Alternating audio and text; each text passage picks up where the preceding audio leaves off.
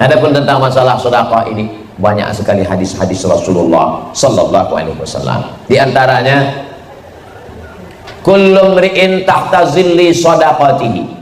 Nanti pada hari kiamat kita semua berada di padang mahsyar panas terik. Selalu diungkapkan panasnya seperti sejengkal matahari dari ubun-ubun kepala. Ada yang tenggelam karena peluh hingga ke lutut, ada yang hingga ke pinggang, ada yang ke leher, ada yang tenggelam. Tapi kemudian ada orang yang tak merasakan panas sama sekali. Siapa mereka?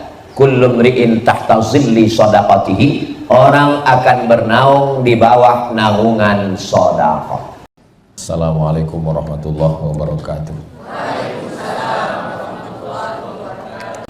Betulkah sedekah itu boleh menyuburkan rezeki? Dalilnya dari ayat Al-Quran. Mathalul ladzina yunfiquna amwalahum fi sabilillah. Orang yang bersedekah harta di jalan Allah, kamathali habbah, satu biji, ambatat sab'a sanabil, menumbuhkan 7 cabang. Wa fi kulli sumbulatin mi'atu habbah, dalam satu cabang ada 100.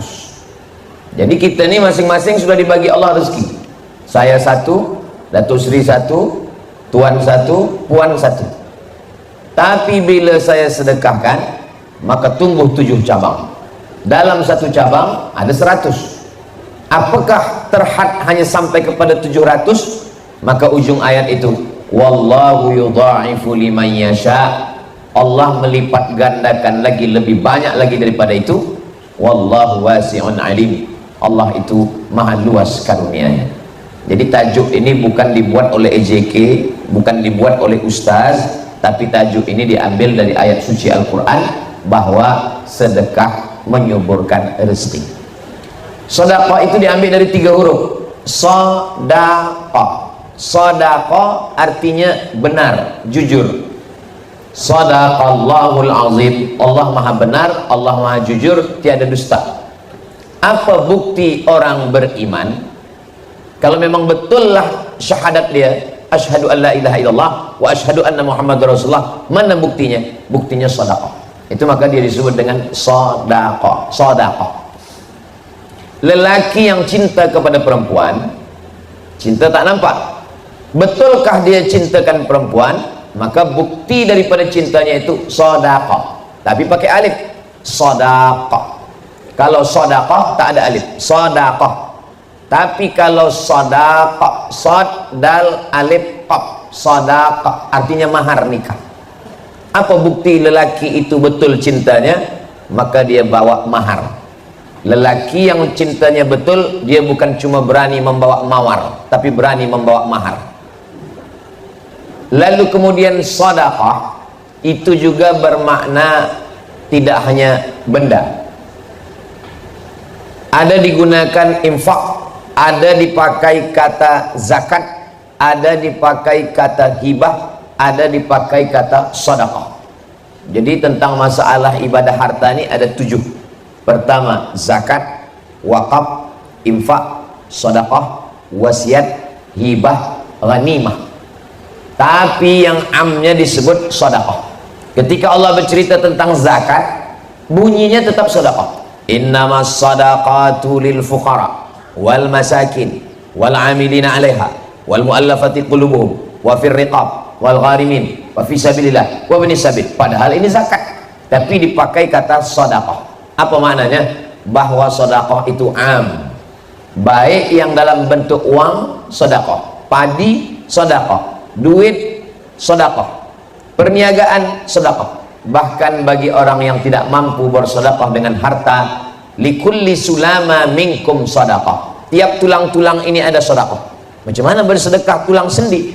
Likulli tasbihatin sedekah, subhanallah subhanallah, wa likulli tahmidatin sedekah, alhamdulillah alhamdulillah, wa likulli takbiratin sedekah, Allahu akbar Allahu akbar Allahu akbar. Maknanya Allah maha adil. Bagi yang ada harta, dia bagi harta. Bagi yang tak ada harta, dia bagi sedekah tulang sendi. Bagaimana kalau menggerakkan tulang pun dia tak boleh? Maka inilah sedekah yang paling ringan. Tabassumika fi wajhi akhika sedekah. Senyummu ke wajah saudaramu pun sedekah. Kalau zakat, tak semua orang boleh berzakat. Sebab zakat hanya ada nisab emas 85 gram. Di bawah daripada itu dia tak wajib zakat. Infak itu hanya benda. Wa anfiqu min thayyibati ma kasabtum. Berikanlah hasil daripada usaha kamu. Jadi kalau usaha dia berniaga, bagi harta niaga. Kalau usaha dia adalah bertanam tanaman, bagi benda. Tapi sedekah lebih ringan, lebih mudah. Yang tak ada harta benda, yang tak ada tanam-tanaman, yang tak ada emas dan perak, maka dia boleh dengan tulang sendi dan dengan senyuman. Itu maka kalau kita buat box kotak, yang paling elok itu namanya kotak infak. Sebab kalau kotak sedekah, nanti bila lalu orang senyum saja. Sebab senyum juga adalah bagian daripada sedekah. Begitulah adilnya Allah Subhanahu wa taala. Di mana letak keadilan Allah? Kalaulah seandainya sedekah itu hanya bagi orang yang punya harta, apa kata orang yang tak ada harta? Macam mana kami nak berbuat baik? Allah Maha Adil. Tidak hanya satu jalan. Maka pintu surga itu ada salah satu pintunya namanya babus sedekah, bagi orang yang bersedekah. Walaupun dia tak berzakat sebab tak ada nisab, walaupun dia tidak ada berwakaf kerana tak ada tanah lebar untuk berwakaf, tapi dia cukup dengan bersedekah, dia masuk melalui babus sedekah. Itu keadilan Allah Subhanahu wa taala. Salah satu sifat Allah adalah al-adlul latif. Adil, latif, lembut. Banyak manusia adil tapi tak lembut. Allah Subhanahu wa taala keadilannya amat sangat lembut sehingga dia tahu perasaan orang yang beriman. Sedekah menyuburkan rezeki, menambah. Tapi juga sedekah menolak bala. Jadi kalau ada orang pagi dia bersedekah, lalu kemudian sampai petang dia tunggu, betul tak tazkirah Ustaz Abdul Somad di tunas hijau. Kalau tuan membeli nanas, cepat dipotong supaya tak layu. Namanya tunas, tapi udah banyak pokok kayu. Saya nak cuba betul ke kata Ustaz Abdul Somad, kalau bersedekah subur rezeki. Lalu dia cuba sedekah pagi sampai petang, tak ada pun dapat rezeki. Kata Ustaz Abdul Somad, kalau bersedekah dapat rezeki, mana rezeki? Ada dua jawaban. Yang pertama, rezeki bukan hanya dalam bentuk benda, dalam bentuk uang. Hari itu kenal dengan sahabat yang baik, rezeki. Hari itu dapat jiran yang baik, rezeki. Hari itu dapat nasihat yang baik, rezeki. Karena rezeki maknanya semua yang baik membuat kita dekat kepada Allah Subhanahu wa taala. Rupa-rupanya kita selama ini dah dapat rezeki, tapi kita tidak menganggapnya sebagai rezeki. Ini kesalahan kita. Yang kedua, kita bersedekah pagi, sebetulnya dalam tulisan takdir di Lauhil Mahfuz, hari itu kita maaf na'udzubillah ada eksiden melanggar seekor kambing di jalan. Tapi kerana sedekah pagi itu Allah elakkan sehingga kita tidak jadi melanggar kambing. Boleh jadi kita lambat, kambingnya dulu lalu, atau kambingnya cepat, kita lambat, sehingga terilakkan daripada eksiden musibah. Itulah mengapa ada istilah orang Melayu sedekah tolak bala. Pindah rumah sedekah tolak bala, nak buka kebun sedekah tolak bala. Dari mana datang istilah sedekah tolak bala ini? Sedekah tolak bala dari hadis Nabi SAW. As-sadaqatu tadfa'ul bala. Sedekah menolak bala. Jadi banyak orang menganggap bahwa yang namanya balasan sedekah ada bendanya, tapi boleh jadi balasan sedekah bendanya tak ada, tapi dia menolak musibah bala yang semestinya ada menurut ujian takdir Allah. Apakah boleh takdir itu ditolak? La yaruddul qada illa doa.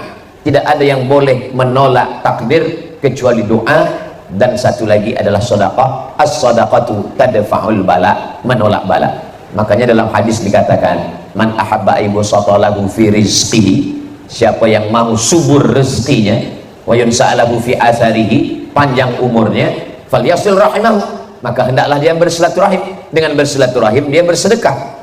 Lalu kemudian ayat ini bertembung dengan ayat Al-Quran, idza jaa ajaluhum, kalau ajal sudah sampai, la yastakhiruna sa'atan, tak dapat ditunda walau sesaat, tak dapat ditambah walau sesaat. Ajal rezeki sudah ditetapkan Allah, tapi kenapa dalam hadis ini dikatakan rezeki boleh bertambah dan umur boleh bertambah? Maka ada dua jawaban, kata Syekh Muhammad Mutawalli Asy-Sya'rawi dalam kitab Al-Fatawa Al-Kubra. Jawaban yang pertama, memang betul rezeki itu bertambah dan umur itu memang betul-betul bertambah karena sedekah dan silaturahim. Umur saya umpamakan 50, lalu kemudian karena bersedekah bersilaturahim ditambah Allah. Kenapa boleh bertambah? Padahal sudah ada takdir. Yamhullahu ma yasha. Allah maha kuasa menghapus suratan takdir. Wa yuthbit, dan Allah kuasa juga untuk menetapkan takdir. Wa indahu ummul kitab, karena Allah yang memiliki ummul kitab, induk dari segala kitab adalah Lauhul Mahfuz. Jadi memang betul-betul boleh umur bertambah dan rezeki bertambah. Tapi ada jawaban yang kedua, umur tidak bertambah, rezeki tidak bertambah, tapi yang bertambah itu adalah barokahnya. Umur tetap 50, tapi barokah umur lebih daripada orang yang berumur 100 tahun. Makanya kadang ada kita tengok orang yang umurnya meninggal 25, 30 muda, tapi manfaat hidupnya untuk orang banyak. Sempat membina masjid, sempat menolong anak yatim, menyekolahkan fakir miskin, tahfiz Quran. Maknanya umur tak bertambah, tapi nilai umur bertambah. Untuk memudahkan kita memahami tentang bertambah tak bertambah ini, botol air minum yang ada di hadapan saya isinya 300 ml dan dia tidak boleh bertambah. Tak boleh bertambah, sebab kalau bertambah dia tumpah. Begitu juga dengan umur tak bertambah, tapi harganya boleh bertambah. Kalau isinya air putih mungkin harganya 3 ringgit, 5 ringgit. Tapi kalau isinya madu, maka harganya boleh menjadi 100 ringgit. Kalau isinya air zam-zam, berangkat haji dan umrah dulu baru dapat air zam-zam. Maknanya isi tidak bertambah, tapi nilainya bertambah lebih. Begitulah agaknya umur kita. Umur kita tak bertambah, tapi nilai yang diberikan Allah pada umur itu berlebih. Kenapa? Karena sedekah yang diberikan Allah kepada hati orang beriman, sehingga terbukalah dia. Adapun tentang masalah sedekah ini, banyak sekali hadis-hadis Rasulullah sallallahu alaihi wasallam. Di antaranya, kullu mri'in tahta zilli shadaqatihi. Nanti pada hari kiamat kita semua berada di padang mahsyar panas terik. Selalu diungkapkan panasnya seperti sejengkal matahari dari ubun-ubun kepala. Ada yang tenggelam karena peluh hingga ke lutut, ada yang hingga ke pinggang, ada yang ke leher, ada yang tenggelam.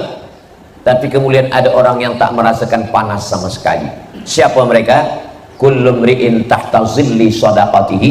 Orang akan bernaung di bawah naungan sedekah.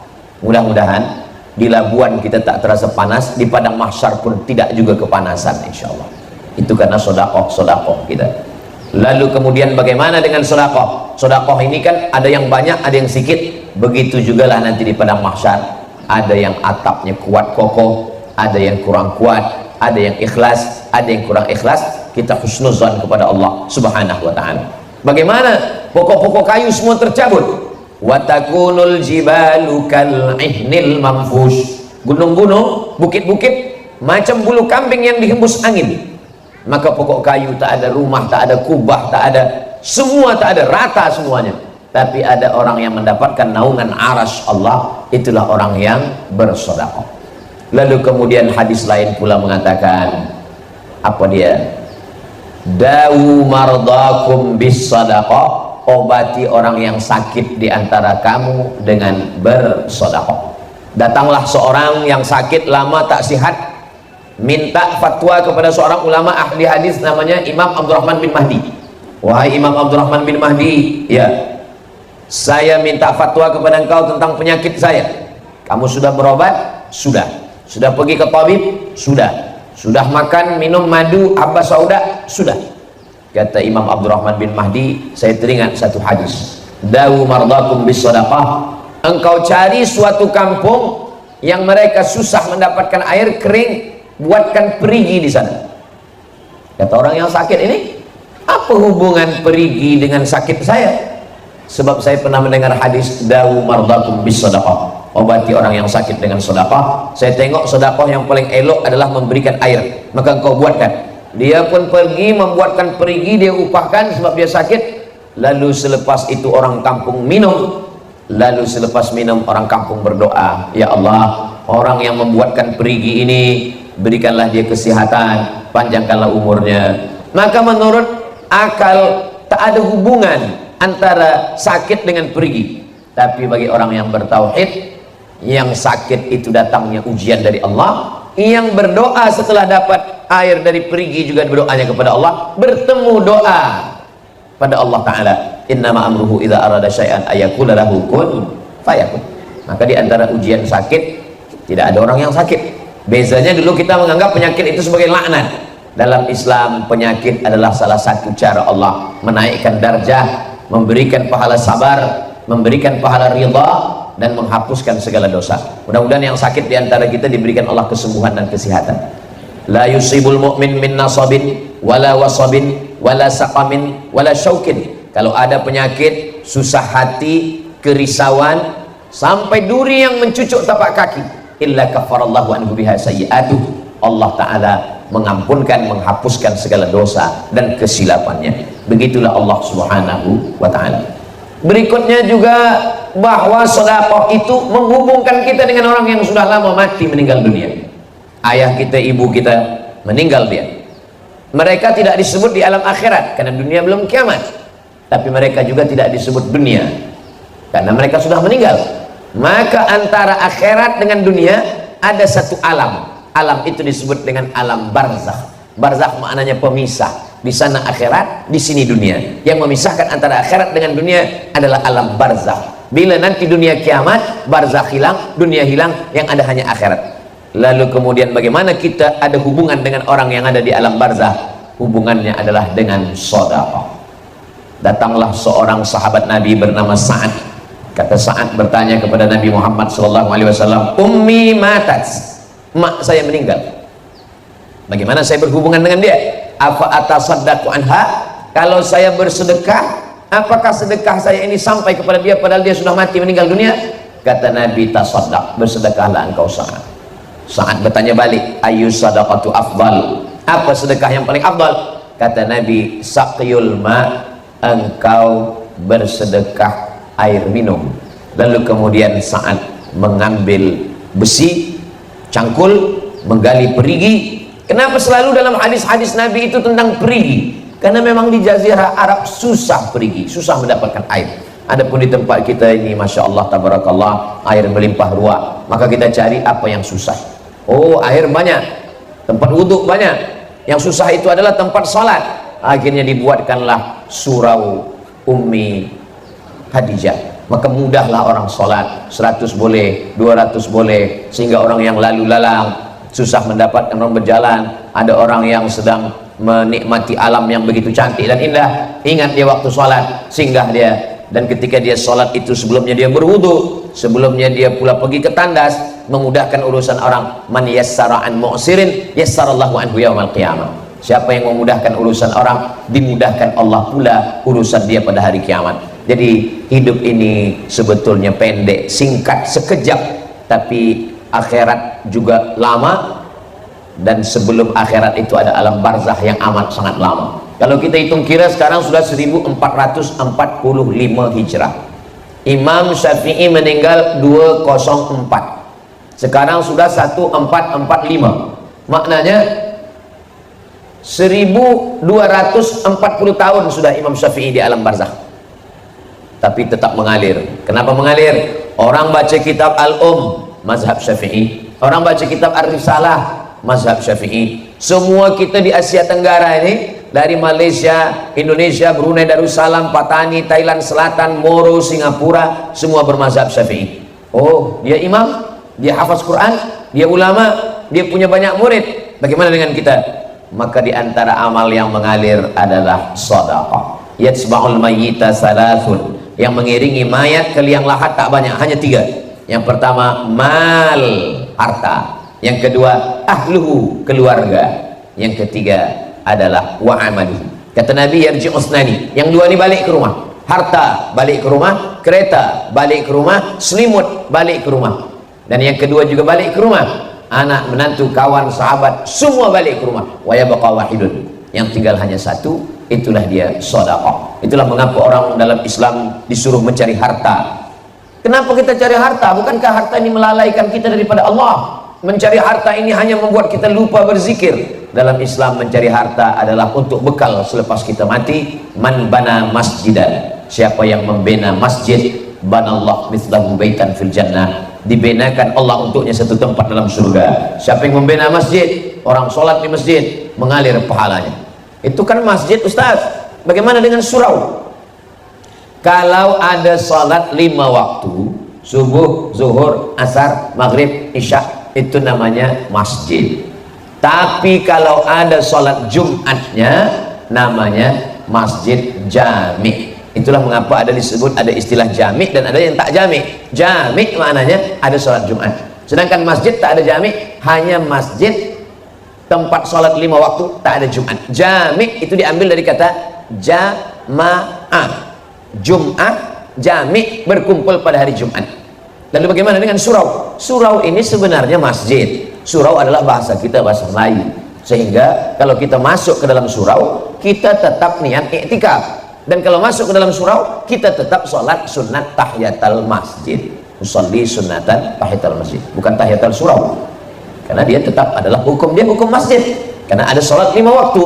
Dan kalau sampai sudah diwakafkan, diambil balik, al-aidu ila hibatihi, orang yang mengambil balik hibahnya, kal kalbil ladzi ya'udu ila qaihi, seperti seekor anjing yang menjilat muntahnya kembali, menjijikkan, kotor, najis. Begitulah Allah SWT memberikan ancaman yang amat sangat hebat tentang masalah surau. Biasa kalau di Sumatera, kampung halaman saya di Minangkabau, itu dipakai istilah surau, sedangkan kalau di Jawa dipakai istilah langgar. Tapi itu semua adalah tempat sholat 5 waktu, subuh, zuhur, asar, maghrib, isya. Dan beberapa surau ada pula sholat Jumatnya, maka disebut dengan istilah surau Jumat, karena surau ada sholat Jumat. Tapi kesimpulan semua, bagaimana dengan musola? Musola tempat sholat di dalam rumah. Jadi Nabi SAW bertamu ke rumah seorang sahabat. Selepas makan, Nabi tanya, di mana engkau ingin saya sholat? Lalu kemudian kata sahabat sahibul bait, engkau sholat di sini ya Rasulullah. Nabi pun sholatlah di sudut rumah dia. Tempat Nabi sujud itu mereka pakai juga untuk sujud, mengambil barakah bekas kening Nabi. Maka itulah ada istilah musalla al-bait, tempat sholat dalam rumah, tapi bukan untuk berjamaah, untuk sholat tahajud, untuk sholat duha. Adapun sholat subuh, zuhur, asar, maghrib, isya tetap di masjid. Tapi saya punya ibu, punya ayah di rumah, saya ingin mereka tak boleh ke masjid karena satu dan lain hal. Kita tetap lelaki sholat ke surau, ke masjid. Selepas kita sholat, cepat kita balik, kita menjadi imam, mengimami mereka. Boleh ke sholat 2 kali? Ya. Sholat yang pertama itu fardu, sedangkan sholat yang kedua itu fadilah, mencari keutamaan, dan dia termasuk dalam golongan sunnah. Amat sangat baik untuk kita melaksanakan ini. Lelaki yang soleh, sholatnya tetap di masjid, sedangkan lelaki yang sholat di rumah itu namanya lelaki solihah. Jadi kita ini, itulah beza lelaki dengan perempuan. Adapun perempuan sholat ke surau, sholat ke masjid, maka itu hukumnya mubah, boleh. Itulah kenapa dalam Masjid Nabawi ada namanya babun nisa. Bila kita menghadap ke arah kiblat, sebelah kanan ada babus salam, lalu kemudian sebelah kiri ada babul baqi, karena dia pintu mengarah ke baqi. Selepas babul baqi, babu Jibril, karena itu adalah pintu dulu kedatangan malaikat Jibril. Dan yang ketiga adalah babun nisa, karena itu tempat nisa masuk ke dalam sholat. Babun nisa ini bukan pintu yang baru, babun nisa pintu yang lama. Dulu pada masa Sayyidina Umar bin Khattab, bila ada seorang perempuan masuk melalui babun nisa dan ada lelaki yang masuk dari pintu yang sama, dia akan dihukum sebat, dicambuk. Kenapa? Karena tidak boleh bercampur pintu masuk antara lelaki dan perempuan. Jadi tentang ini adalah pintu yang baik. Tidak mungkin pintunya ada, orangnya tak ada. Ini menunjukkan bahwa perempuan sholat ke masjid dengan menjaga adab-adab, membawa anak, mendengarkan tazkirah, ada pembacaan surah Yasin, ada pembacaan tahtim tahlil, ada semua pelajaran yang boleh diambil daripada tuan guru, maka amat sangat baik. Mengalirlah pahala amal jariah sampai hari kiamat. La yuhabu, tidak boleh dihibahkan. Wala yurathu, tidak boleh diwariskan. Wala yuba'u, tidak boleh diperjualbelikan, tidak boleh diambil keuntungan. Itulah bezanya dengan tanah kita yang ketika kita mati akan diambil oleh ahli waris. Ada seorang ulama melawat orang sakit. Di tepi orang sakit ini dinyalakan lilin, gelap malam, hidupkan lilin. Lalu kemudian orang yang sakit itu menghembuskan napas terakhir meninggal dunia. Innalillahi wa inna ilaihi raji'un. Ulama yang ada di samping, begitu dia tengok sudah sakratul maut, nazak, mati, meninggal, dia terus hembus lilin yang hidup. Hadirin yang hadir terkejut. Tuan Guru, kenapa lilin dihembus? Mati, gelap kita satu ruangan ini. Mestinya ada orang mati, lilin makin banyak dipasang, karena orang makin banyak datang. Kata Tuan Guru, tadi waktu dia sakit, lilin ini halal kita pakai, karena lilin ini milik dia, dan dia tahu lilin yang hidup dipakai.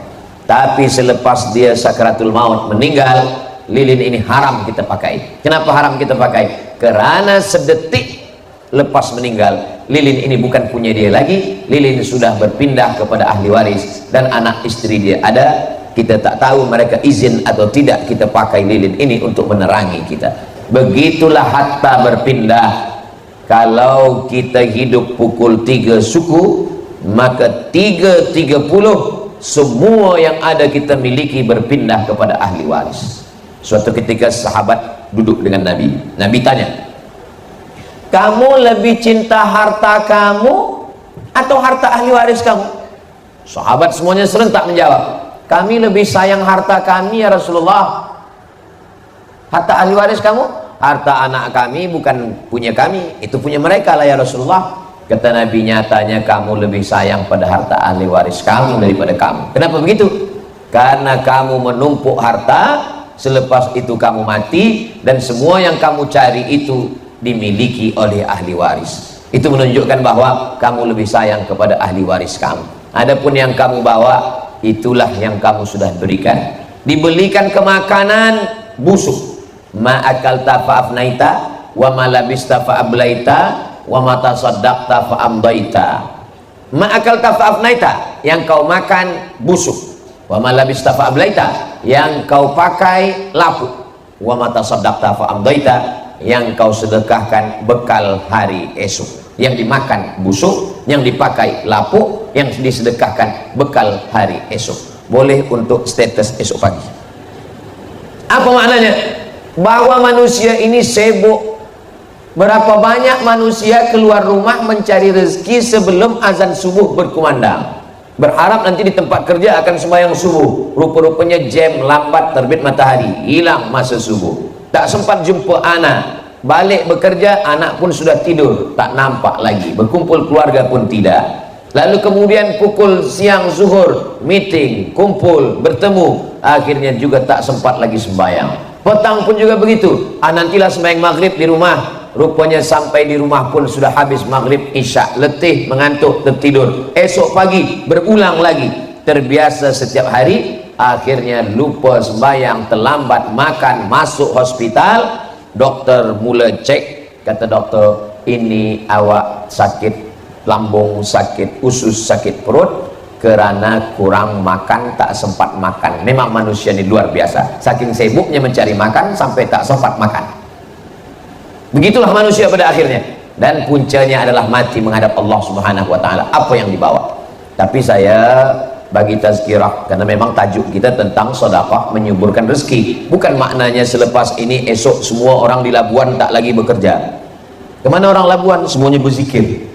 Bukan itu maksud saya. Maksud saya, kita tetap mencari nafkah, kita tetap mencari yang tujuannya adalah membina masjid, tahfiz Quran, menolong fakir miskin, membayar zakat. Karena Islam ini bukan hanya agama yang bersiap untuk mati. Kalau masalah mati, siap tak siap, kita semua akan mati.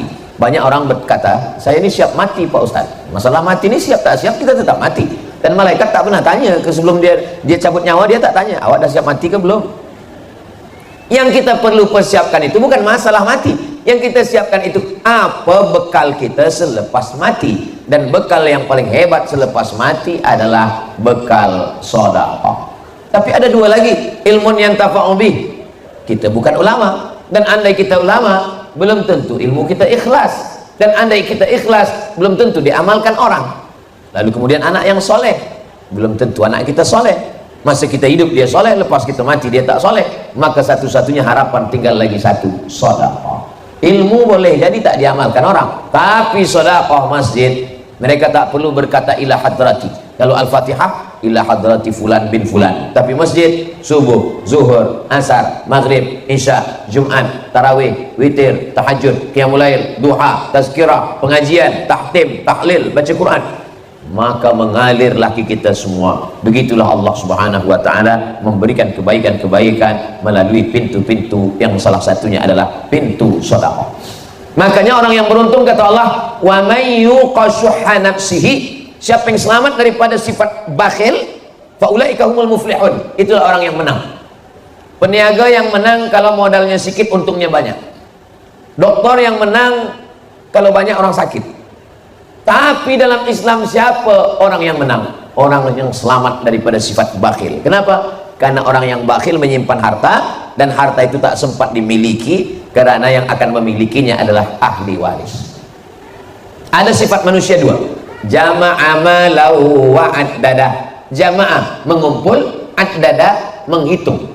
Kumpul hitung, kumpul hitung, kumpul hitung, mati. Tak sempat menikmati sama sekali.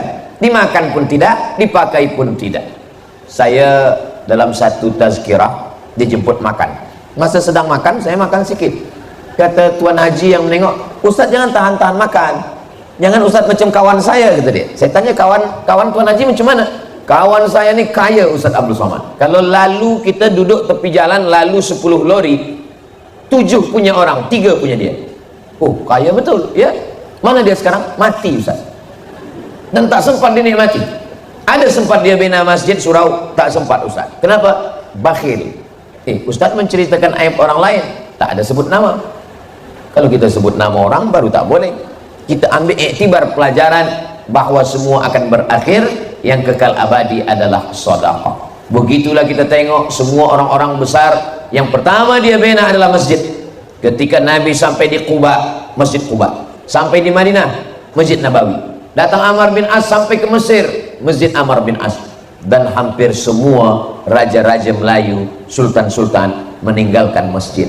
Kenapa? Mereka ingin mendapatkan amal jariah selepas menghadap Allah Subhanahu wa taala. Ma la yudraku kulluh, la yutraku kulluh. Kalau tak boleh membina satu masjid, jangan tinggalkan semua. Mungkin kita tidak banyak yang boleh kita buat, maka jangan sampai kerana tak mampu membuat satu masjid lalu kita tinggalkan semua. Kalau boleh, apa yang kita boleh buat maka kita lakukan. Tapi Ustaz Abdul Somad tak ada ikut membina surau Ummi Hadijah. Saya tak ada ikut bina, saya ikut perasmiannya saja. Apa maknanya? Duduk bersama. Kalau dah selesai, ikut sembahyang, memakmurkan masjid. Innama ya'muru masajidallah. Orang yang memakmurkan masjid itu man amana billah wal yaumil akhir wa aqama shalah wa ataz zakah wa lam yakhsha illallah. Sifatnya 5. Beriman kepada Allah, beriman kepada hari akhirat, menegakkan salat, membayar zakat, wa lam yakhsha illallah. Dan mereka hanya takut kepada Allah, tak takut fakir, tak takut susah, tak takut hilang harta, tak takut tak dapat pahala, karena keyakinan yang begitu kuat kepada Allah Subhanahu wa taala. Lebih kurang 45 menit saya sampaikan tajuk kita pada petang hari ini. Mudah-mudahan menjadi bekal yang menyampaikan dan yang mendengar. Siapa yang paling mulia di antara kita? Yang paling ikhlas, yang paling takut kepada Allah Subhanahu wa taala. Terima kasih. Wassalamualaikum warahmatullahi wabarakatuh. Terima kasih Al-Fadil Profesor Dr. Haji Abdul Somad yang telah menyampaikan ceramah dia pada petang ini, yaitu bertajuk Indahnya Infak Menyubur Rezeki. Tak sangka Al-Fadil Ustaz juga memang teror patut. Saya jawab kepada Ustaz. Jawapannya begini Ustaz. Dia biasa hijau bertangan nenas, tangan nenas rapat-rapat. Terima kasih. Ceramah yang disampaikan oleh Al-Fadil Ustaz memang cukup penas. Semoga kita semua mendapat berkat. Masya Allah, barakallah, barakallah. Dan satu lagi pantun, Pulau Labuan tiada bukit, ada pun bukit tidak tinggi. Walaupun kesempatan bersama Al-Fadil Ustaz cuma sedikit, insya Allah di lain kesempatan kita berjumpa lagi. Baik, sebelum mari kita berakhir, seperti biasa kita dipilihkan dengan banyak soalan ini, tapi saya akan pilih 2 saja. Dan soalan kepada Al-Fadil Ustaz, soalan yang pertama Ustaz, siapakah orang yang diberi keutamaan untuk kita berinfak, dan apakah nasihat Ustaz kepada orang yang takut untuk berinfak Ustaz? Ada seorang bersedekah, lalu kemudian malamnya dia dibagi tahu Kamu tadi siang bersedekah, ya. Orang yang kamu bagi sedekah itu orang kaya. Oh, dia bukan orang susah, bukan orang kaya. Kemudian dia bagi tahu ke Nabi, kata Nabi, orang yang kamu bagi kaya itu, mudah-mudahan dengan sedekahmu itu terbuka pintu hatinya untuk bersedekah pula. Jadi jangan berkecil hati kalau kita tersalah sedekah. Siangnya dia bersedekah, malamnya dia bagi tahu. Kamu tahu siapa yang kamu sedekah tadi? Tidak. Yang kami bagi sedekah itu dia adalah orang yang bakhil. Kata Nabi, orang yang kamu bagi bakhil tadi, dengan sedekah engkau, sihatlah dia daripada penyakit bakhil. Siangnya dia bersedekah, malamnya orang bagi tahu. Kamu tahu siapa yang kamu sedekah tadi? Tidak. Mohon maaf, dia pezina. Kata Nabi, orang yang kamu bagi tadi orang pezina, dengan sedekahmu, maka berhentilah dia daripada perbuatan zina. Jadi kalau sudah terlepas pernah memberi sedekah, jangan menyesal dan jangan pula diminta balik. Adapun tentang yang paling baik kita bagi sedekah adalah ahwajun nas, siapa yang paling memerlukan, itu yang kita bagi. Ada orang fakir, ada orang miskin, maka yang paling memerlukan fakir. Sebab kalau miskin dia masih ada harta tapi tak cukup, tapi kalau fakir tak ada sama sekali, maka kita bagi fakir. Ada fakir, sama-sama fakir, tapi yang satu fakir ini jiran kita, yang satu fakir ini tak jiran, kita bagi jiran. Kenapa? Karena dia ada hak jiran dekat dengan kita. Sama-sama fakir, sama-sama jiran, tapi yang satu ini ada hubungan kekerabatan, ada hubungan kekeluargaan, maka kita bagi yang ada 3: fakir, jiran, dan ada hubungan. Itu kalau, tapi kalau banyak kita bagi semuanya. Begitulah Allah Subhanahu wa taala memudahkan kita. Adapun orang yang bakhil, pelit, kita bagi tazkirah tak masuk ke telinganya, maka kita bawa dia ke hospital menengok orang sakit. Kumpulkan semua persatuan jamaah orang-orang bakhil, bawa ke hospital, tunjukkan yang harta awak selama ini simpan tak nak keluar, tengok tak ada gunanya lagi. Apa lagi, makan sedap pun tak lalu, apa pun tak ada guna lagi. Nak beli apa? Sekaya-kaya orang, duit banyak, pakaian paling tebal hanya 3 lapis. Lapis dalam 1, lapis luar 1, lapis luar sekali 1. Kalau ada orang pakai baju hingga 4 lapis, itu bukan kaya, demam. Sebanyak-banyak orang makan, paling tambah 3 kali. Sekali, kurang sikit, 2 kali, kurang 3 kali. Lepas itu kenyang. Kalau ada orang yang sampai 4-5 kali, itu bukan lagi sihat. Apa maknanya? Kita ni terhad. Hidup ni cuma 2, makan, pakai. Cukup makan, cukup pakai. Lebih daripada itu, pakai untuk menolong agama Allah SWT. Bila dah dibawa ke rumah sakit, ke hospital, tak juga berubah, maka last sekali kita bawa menengok orang mati ke liang lahat. Tunjukkanlah kepada dia, tengok liang lahat. Adakah dibawa semuanya? Semuanya tinggal. Sekaya-kaya orang, 2 lapis, 3 lapis, 5 lapis, 7 lapis, itu dah kaya betul. Lebih daripada itu semuanya tinggal. Orang yang berniaga kain pun tak banyak bawa kain menghadap Allah SWT. Apalagi lah kita, yang kita bawa cukup untuk menghadap Allah Subhanahu wa taala. Lebih daripada itu kita tinggalkan untuk anak cucu kita. Tak juga boleh kita bagikan sedekah semua. Jangan sebab tazkirah Ustaz Abdul Somad semua dibagikan fisabilillah, tak boleh. Sebab kita tak boleh meninggalkan ahli waris dalam keadaan miskin. Antada awarasataka aghniya, engkau tinggalkan ahli warismu dalam keadaan mampu, khairun, lebih baik, min antada'ahum alatan, daripada kau tinggalkan mereka dalam keadaan miskin susah, yatakaffafuna 'alan nas, meminta-minta kepada manusia. Demikian, wallahu a'lam bishawab. Baik, soalan yang kedua Ustaz, apakah yang dimaksudkan rezeki yang halal dan apakah amalan-amalan yang boleh menyuburkan rezeki? Kalau umur yang ditanya cuma 1, an umrihi fima afnah, umur kemana kau habiskan. Kalau ilmu yang ditanya cuma 1, an ilmihi fima amil, ilmu sudahkah engkau amalkan. Kalau badan yang ditanya cuma 1, an jismihi fima ablah, badan sudahkah kau pakai untuk beribadah. Tapi kalau harta soalannya 2, min ainak tasabahu, dapatnya dari mana, wa fima anfaqahu, dipakai kemana. Harta ini macam tali, pangkalnya mesti betul, ujungnya mesti betul. Ada orang pangkalnya betul, ujungnya tak betul. berniaga, berkebun, ujungnya dipakai main judi, tak betul. Ada pula orang pangkalnya tak betul, khamar, berniaga haram, riba, tapi dia pakai pergi umrah, dia pakai sedekah. Bila ditanya, itu harta engkau haram? Iya, tapi aku dah menangis di pintu Ka'bah, dah selesai dah. Coba kita tengok bunyi ayat, wa anfiqu, bersedekahlah, min thayyibat, yang baik-baik saja. Allah tak terima yang tak baik. Innallaha thayyibun, Allah maha baik. La yaqbalu illa thayyiban, Allah tidak menerima kalau tidak baik. Puan sedang apa tuh? Saya sedang mencuci, Ustaz. Mencuci baik. Mencuci dengan air apa? Mencuci dengan air najis, tak baik. Mencuci mesti dengan air mutlak, suci dan mensucikan. Sebab air yang kotor tak boleh membersihkan. Begitulah, pangkalnya mesti betul, ujungnya mesti betul, rezeki yang halal.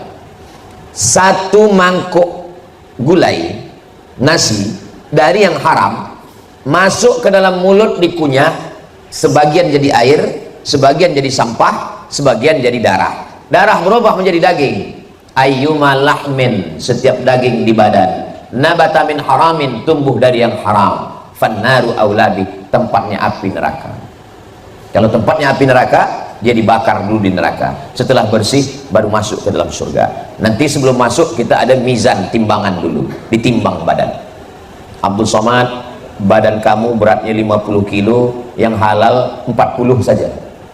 Macam mana kita mesti singgah neraka? Tiap hari kita berdoa, Allahumma ajirna minan nar wa qina adzabannar, padahal badan kita makanan api neraka, dibakar dulu. Nauzubillah. Satu mangkuk gulai nasi masuk ke dalam badan, berubah menjadi darah. Darahnya masuk ke jantung, dari jantung darah naik menyembur sampai ke otak.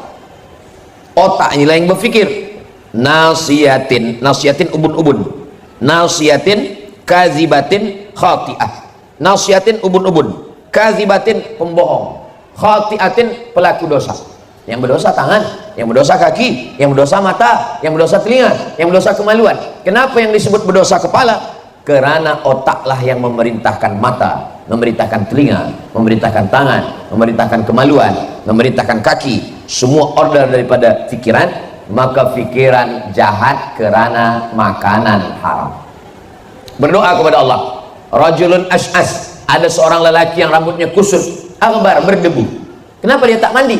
Dia takut kalau dia mandi rambutnya gugur, dia bayar dam, karena dia sedang ihram di tanah suci Makkah. Yamuddu yadaihi ila sama, tangannya dia angkat ke langit berdoa, ya Rabb, ya Allah. Doanya tak dikabulkan Allah. Mengapa doanya tak dikabulkan Allah? 4 sebab. Mata'amuhu haram, makanan haram. Mashrabuhu haram, minuman haram. Oh, kalau begitu jangan dimakan, jangan diminum. Belikan ke pakaian. Malbasuhu haram, pakaian haram. Oh, kalau begitu jangan dimakan, jangan dipakai, jangan diminum. Dibagikan ke orang lain. Wa ghudhiya bil haram, orang lain yang dibagi makan haram. Begitulah mengkhawatirkannya makanan haram. Itulah mengapa kita disuruh menjaga. Atib mat'amak takun mustajabat dakwah. Jaga makananmu, maka Allah akan memperbaiki hati, pikiran, lisan, amal, perbuatan, doa dikabulkan Allah. Itulah mengapa kita mesti mencari yang halal, menjaga yang halal, menggunakan yang pada yang halal. Kenapalah mereka tidak bersedekah? Ada setengah orang berpikir, kenapa dia tidak bersedekah padahal hartanya banyak? Setelah kita pikir-pikir, rupanya ada satu kenikmatan yang dicabut Allah. Apa itu? Nikmat merasa bahagia bersedekah ditarik Allah Subhanahu wa ta'ala. Makanya ada satu buku berjudul The Miracle of Giving, keajaiban memberi. Ternyata menerima itu baik, tapi memberi juga ada orang yang merasakan kepuasan hati luar biasa. Yang kita khawatirkan ini bukan sakit, yang kita khawatirkan ini bukan mati. Sakit mati memang ujian dari Allah. Yang kita khawatirkan adalah sebab makan haram kita tak dapat nikmat munajat di tengah malam. Sebab makan haram kita tak dapat nikmat, rasa nikmat dalam hati saat memberi. Sebab apa?